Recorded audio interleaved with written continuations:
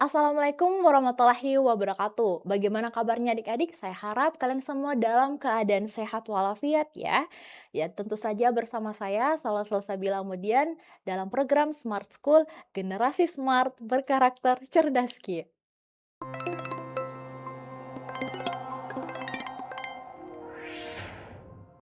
Nah, bagaimana nih persiapan kalian dalam menghadapi ya nantinya ya ujian TKA Bahasa Inggris? Apakah kalian sudah siap nih secara mental, secara psikis untuk menghadapi ujian TKA nanti?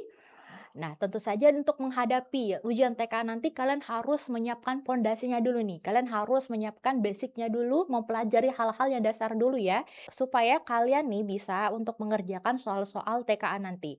Nah, tentu saja dalam mengerjakan soal TKA itu ada dua tipe soal ya, ada TKA Bahasa Inggris lanjutan, kemudian juga ada TKA Bahasa Inggris wajib. Pertemuan sebelumnya kalian bisa lihat nanti ya di YouTube ya ada terkait dengan materi berkaitan dengan conclusion atau penarikan kesimpulan.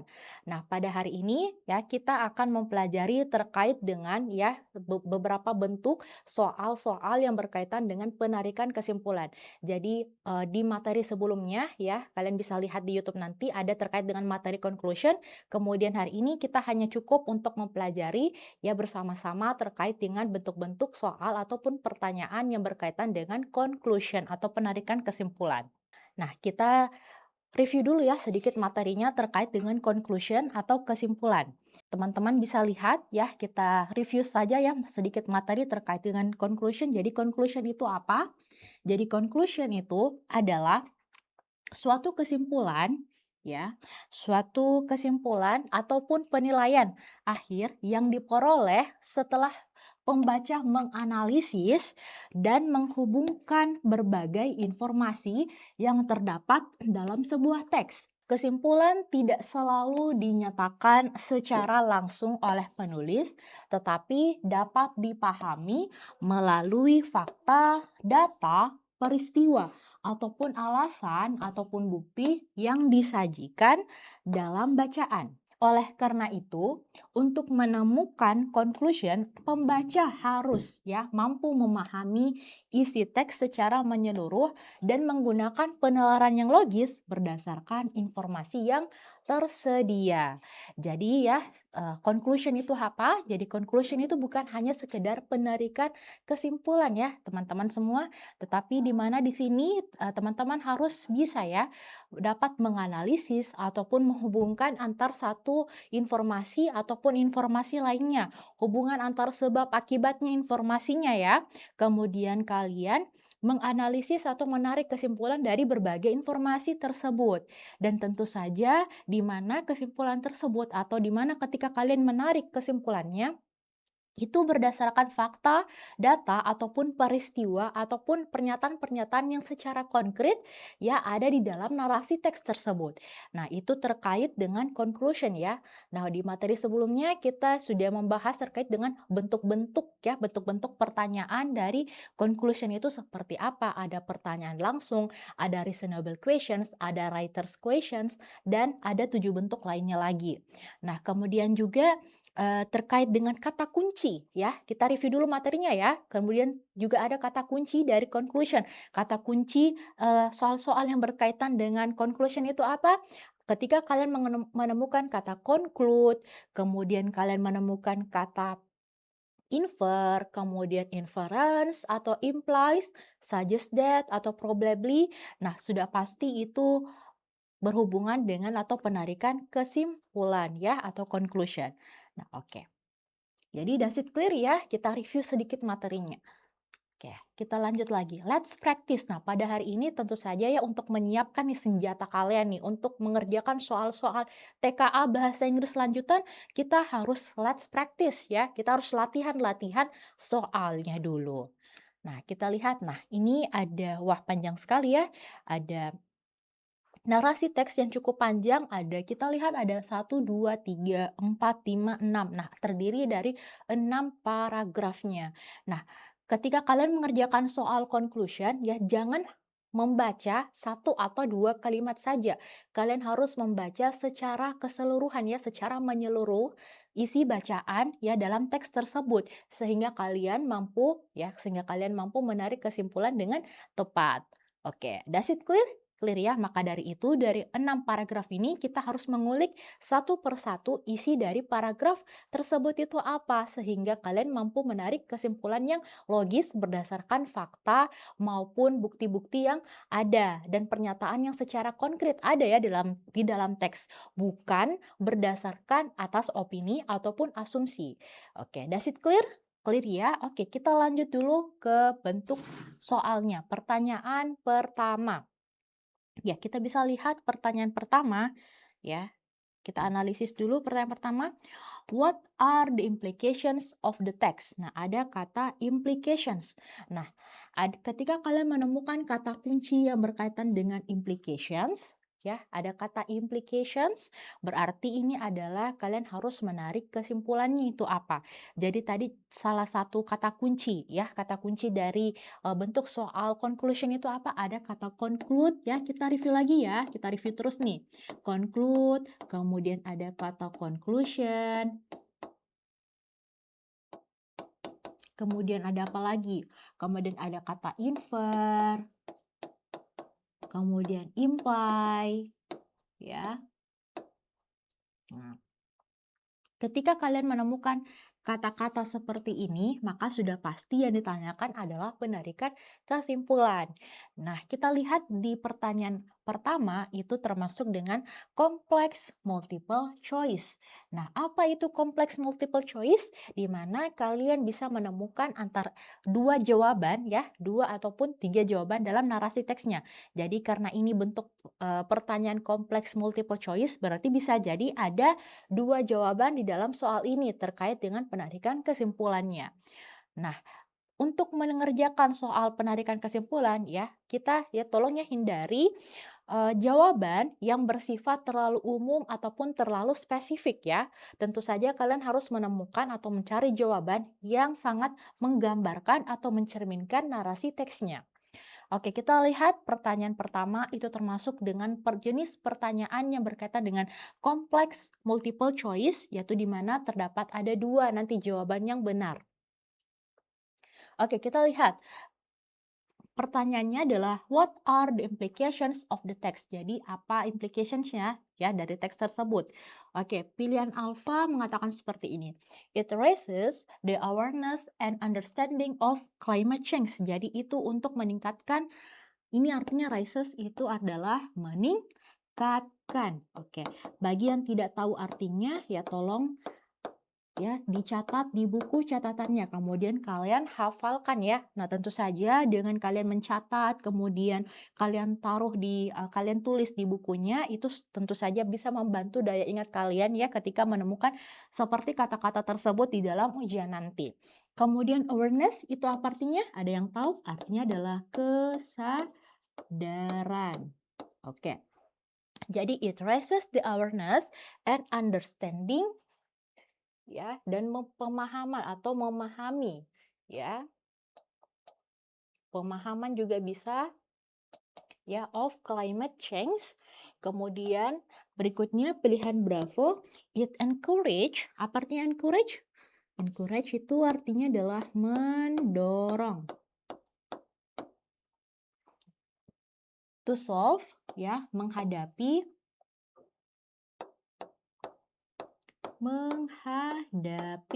Kemudian apa artinya prevent? Prevent itu artinya adalah mencegah. Ya, mencegah perubahan iklim. Kemudian berikutnya it enables ya the reader ya untuk meyakinkan ya, memungkinkan pembaca, it enables memungkinkan pembaca to create untuk menciptakan to a better planet ya in the future. Kemudian pilihan delta, it allows the reader. Allows itu apa artinya? Mengizinkan atau membolehkan. Bisa mengizinkan bisa, membolehkan bisa ya. To the reader to improve the ecosystem, economics, and the human society. Kemudian pilihan error, ini artinya allows artinya mengizinkan ya, atau membolehkan bisa juga. It improve ya, the water management systems. Improve ini artinya adalah mengembangkan. Oke, bagi yang tidak tahu artinya, tolong kalian catat di buku catatannya ya, dan tolong dihafalkan. Nah, siapa tahu nih ya, kosakata-kosakata tersebut akan sangat membantu kalian pada saat mengerjakan soal literasi bahasa Inggris.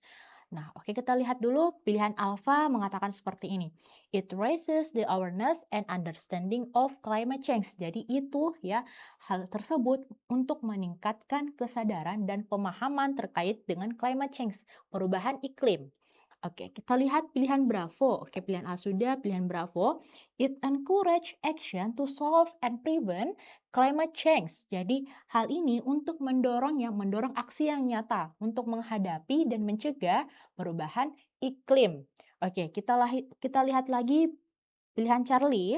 It enables the reader to create a better planet in the future. Jadi ini untuk memungkinkan para pembaca menciptakannya planet yang lebih baik di masa depan. Oke, kita lihat lagi pilihan Delta. It allows the reader to improve the ecosystems, kemudian economics, and the human society. Jadi ini ya untuk mengizinkan atau membolehkan nih para pembaca untuk mengimprove atau mengembangkan ya atau mengembangkan ekosistem, kemudian economics dan human society. Atau pilihan error, it improve the water management systems. Nah, ini untuk mengembangkan pengelolaan air.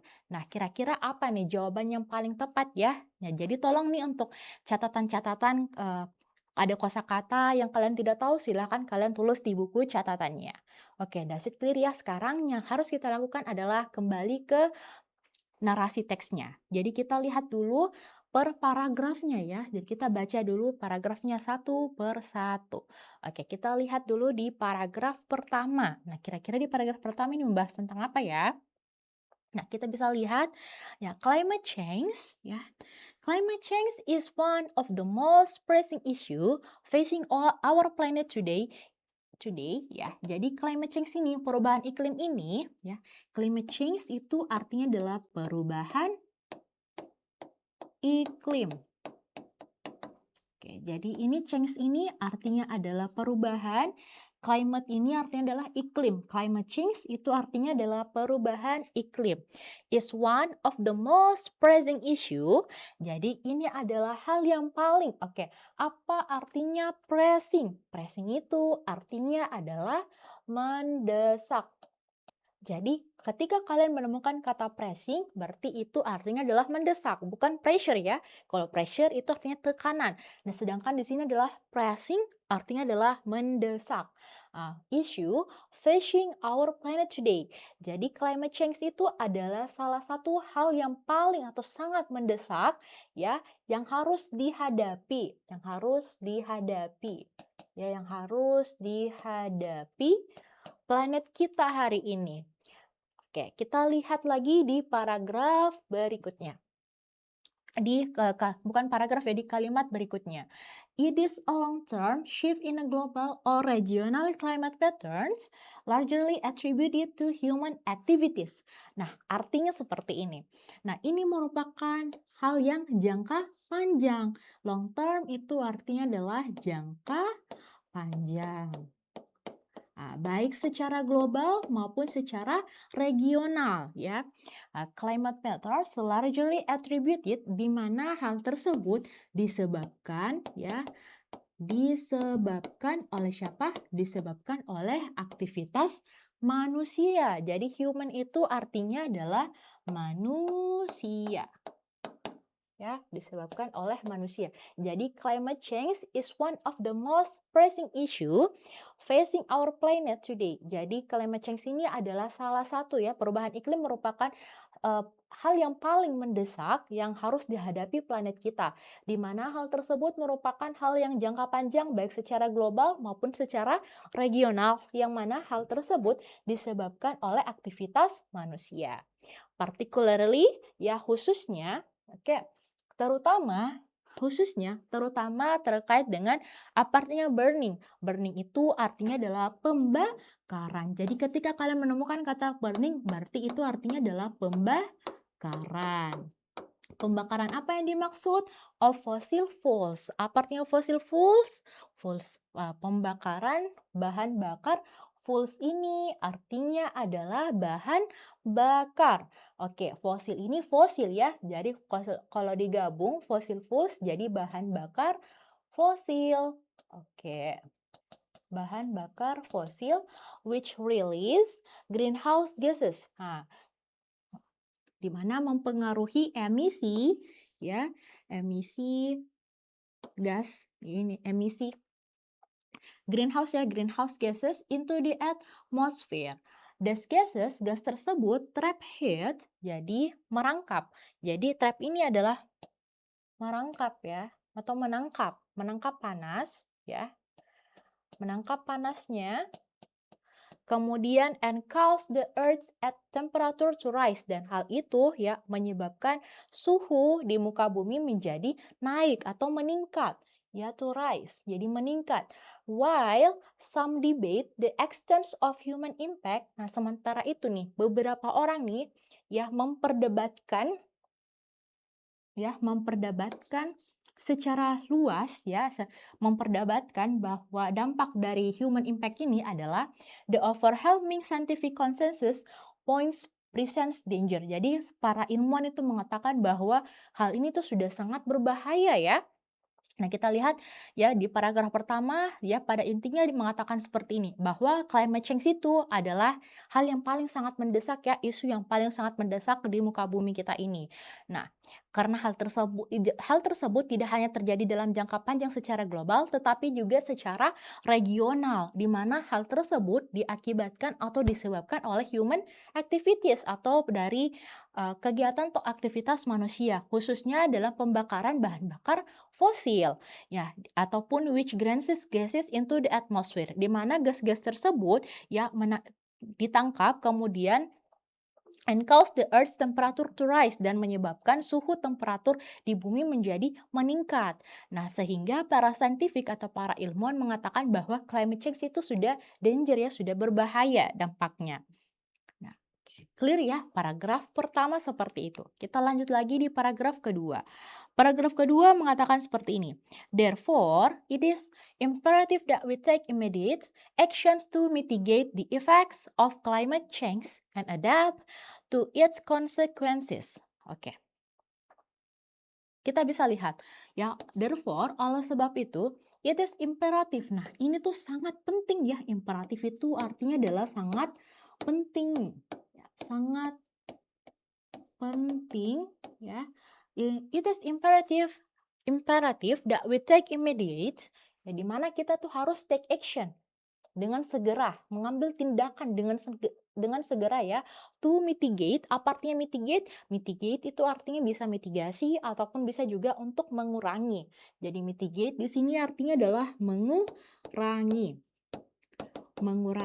dampak atau efek dari climate change ya, and adapt to its consequences, dan dimana kita juga harus mulai beradaptasi terhadap konsekuensinya.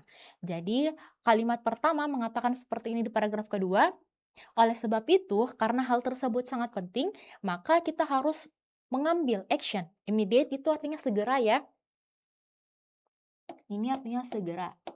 Jadi kita harus mengambil atau take action dengan segera untuk mengurangi efek dari climate change, untuk mengurangi dampak ya dari perubahan iklim tersebut, dan segera beradaptasi terhadap konsekuensinya akan seperti apa. Oke, failing to do so will have devastating impact. Apa artinya devastating? Devastating itu artinya adalah menghancurkan. Menghancurkan bisa juga merusak ya. Menghancurkan bisa juga artinya adalah merusak. Oke, jadi failing to do so will have devastating impacts. Jadi kegagalan ya terhadap untuk mencegah atau mengurangi dampak dari climate change ini, nah tentu saja akan merusak atau menghancurkan ya yang namanya ekosistem, kemudian ekonomi, bahkan masyarakat and human societies. Nah, so we must reduce. Oleh karena itu, kita harus mengurangi. Oke, ini reduce juga sama ya, artinya juga mengurangi our carbon footprint. Oke, jejak karbon. Footprint ini artinya adalah jejak ya, jejak karbon, kemudian transition. Transition to renewable energy source. Jadi peralihan. Oke, transition di sini artinya adalah peralihan. Peralihan ya, peralihan ke energi terbarukan atau sumber energi yang terbarukan ya, and implements sustainable practice across all sectors, dan mengimplementasikannya secara berkelanjutan di semua sektor. Oke, kalau di paragraf kedua nih, kalau kita lihat ya di sini, di mana ya secara jelas atau secara jelas ya, melanjutkan di paragraf pertama tadi bahwa climate change itu merupakan hal yang sangat mendesak. Kenapa mendesak? Karena hal tersebut ya, karena hal tersebut jika tidak diatasi dengan cepat, maka akan merusak ekosistem, kemudian ekonomi, bahkan masyarakat. Oleh sebab itu, maka harusnya dikurangi yang namanya jejak karbon, kemudian peralihan terhadap yang namanya energy source, kemudian mengimplementasikan ya, mengimplementasikannya secara berkelanjutan ya di semua sektor. Oke, that's it clear di paragraf kedua. Kita lanjut lagi di paragraf berikutnya. Oke, di paragraf ketiga. Nah, langkah apa nih yang harus dilakukan ya untuk mengurangi atau mitigate nih climate change atau untuk mengurangi yang namanya perubahan iklim? Ya, yang pertama, firstly. Nah, berarti di paragraf ketiga ini sudah menjelaskan nih langkah-langkah yang harus ditempuh ya untuk mengurangi atau untuk mencegah yang namanya climate change atau perubahan iklim. Oke, kita lihat. Firstly, we need to drastically reduce greenhouse gas emissions. Nah, pertama ini yang harus kita lakukan adalah melakukan pengurangan ya atau mengurangi ya secara drastis penggunaan gas-gas kaca atau gas emisi ya. This involve, nah ini melibatkan, involve ini artinya adalah melibatkan. Transitioning away from fossil fuels. Nah, hal ini melibatkan di mana ya perubahan penggunaan fossil fuels atau bahan bakar fosil. Tadi kita sudah mengartikan ya kalau fossil fuels itu artinya adalah bahan bakar fosil, ya. Coal, oil, and natural gas. Nah, contohnya coal ini apa artinya? Coal ini artinya adalah batu bara. Kemudian oil ini artinya adalah minyak ya, minyak bumi. Minyak bumi. Kemudian apalagi? Natural gas, gas alami. Ya, and embracing renewable energy source like solar, kemudian menggantinya ke solar, kemudian ke angin, ya, kemudian geothermal power atau panas bumi. Ya, geothermal power atau panas bumi. Oke, government atau pemerintah should incentivize ya, should incentivize the development and adoption of clean energy technologies, while individuals can make conscious choices to reduce the energy consumption. Jadi pemerintah nih seharusnya ya secara insentif ya untuk melakukan pengembangan terhadap energi teknologi yang bersih. Sementara itu, para individu ya can make conscious choice ya dapat mempertimbangkan ya pilihan yang tepat untuk mengurangi yang namanya mengkonsumsi energi ya, energy consumption. Oke. That's it clear ya. Jadi kalau paragraf ketiga ini adalah berisikan langkah-langkah yang harus ditempuh. Nah, kemudian langkah pertamanya adalah harus mengurangi yang namanya gas emisi. Yang dimana hal tersebut ya bisa kita mulai dengan mengganti atau melakukan ya mengganti dari penggunaan fossil fuels atau bahan bakar fosil seperti batu bara, oil ya, oil dan natural gas ke solar, wind, ataupun geothermal power. Oke, does it clear? Nah, kemudian juga di paragraf ketiga di sini juga ada saran nih untuk pemerintah maupun untuk masyarakat, di mana untuk pemerintah yaitu dilakukan insentif atau pengembangan nih terhadap dengan energi teknologi yang lebih bersih, kemudian sementara individu di mana harus secara sadar ya, secara sadar untuk mengurangi yang namanya energi consumption. Oke, itu di paragraf ketiga. Langkah pertamanya seperti itu. Kita lanjut lagi di paragraf berikutnya, di paragraf keempat. Oke, kita bisa lihat ya di paragraf keempat seperti apa. Secondly, we must invest in adaptation strategies. Nah, kemudian hal yang kedua nih, kita harus berinvestasi terhadap strategi adaptasi. Ya, strategi adaptasi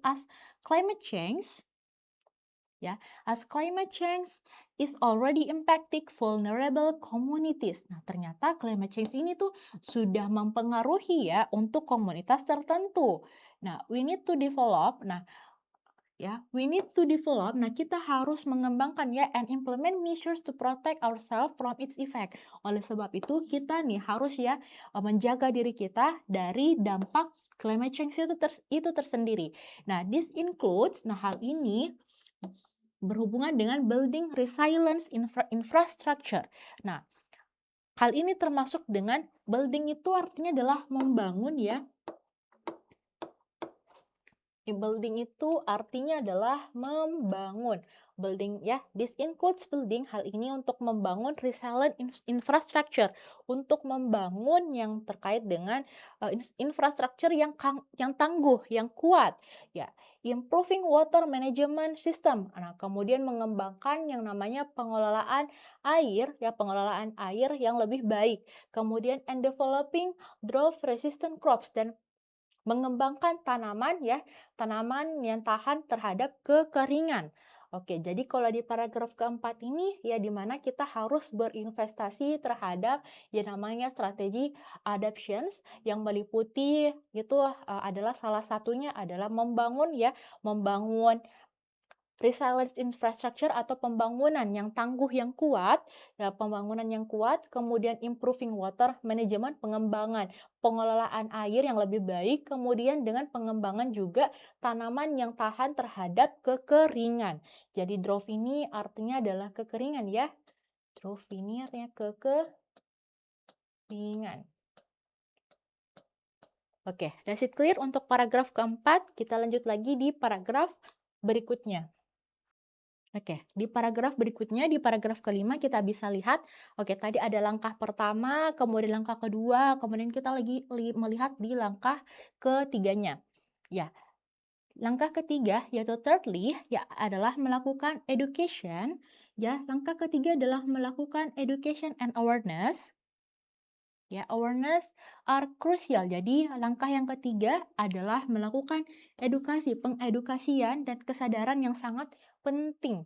Nah, people need to understand. Nah, orang-orang ini perlu memahami the science behind climate change, ya, bagaimana dampak ya secara sains atau secara ilmiah dari perubahan iklim tersebut.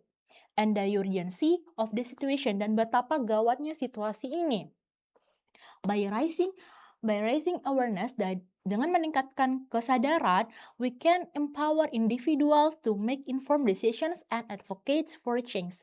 Ya, dengan kesadaran ini ya, dengan meningkatkan kesadaran, tentu saja ya dapat membantu individu ya untuk to make informed decision, untuk memberikan keputusan yang baik and advocate for change ya, dan mengedukasi sebuah perubahan. Oke, does it clear? Ya, di paragraf kelima seperti itu. Kita lanjut lagi di paragraf berikutnya. Oke, di paragraf keenam kita lihat bersama-sama in conclusion ya. Dalam kesimpulannya, climate change is a serious threat that requires collective actions. Jadi kesimpulannya climate change itu adalah sesuatu hal yang sangat serius ya. We must act now to reduce our carbon footprint. Nah, di sini di paragraf ke-6 lebih kepada penegasan dari paragraf-paragraf sebelumnya ya.